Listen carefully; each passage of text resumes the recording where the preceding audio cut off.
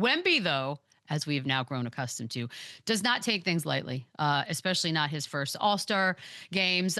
Here he is, just basically the most physically imposing player on the floor, and he's doing all the things you would do in a normal game. So the over under that we're going to put at All Star MVPs for Wemby Lou is 3.5. The record is 4 with Kobe and Bob Pettit. What do you got? Over under.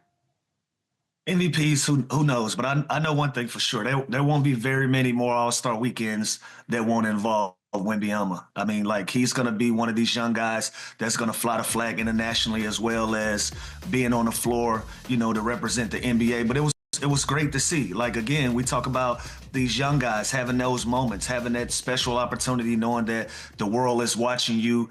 Everybody is paying attention to All-Star Weekend. This is like a great coming out party for a lot of these young guys.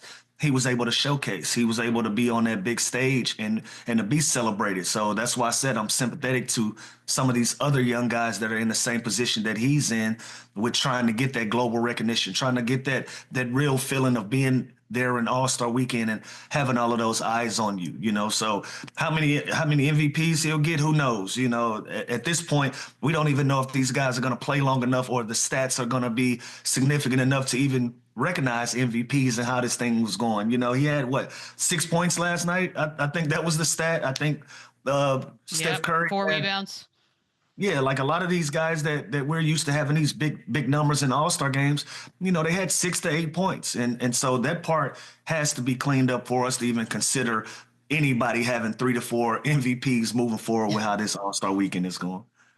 So if I had to pick, I would pick the over. But again, like Lou's saying, we don't know where this game is going. But I will say, just watching this last night, he played the hardest by far. This dude was sprinting back on defense. The play Cade kind of got him with a hezzy and had the reverse dunk. He still he was playing hard. Like he didn't care about, obviously he didn't want to hurt anybody or didn't want to, he wanted to do the right thing, but he was playing hard. He was attacking the rim. The funniest thing was him watching him literally sprint back on defense. There's 4 guys going on offense. He's the only one getting back. So again, he's young. This is his first time. He was probably excited, but I think this is just who this dude is. And whenever he's on the floor, he wants to compete. He wants to play.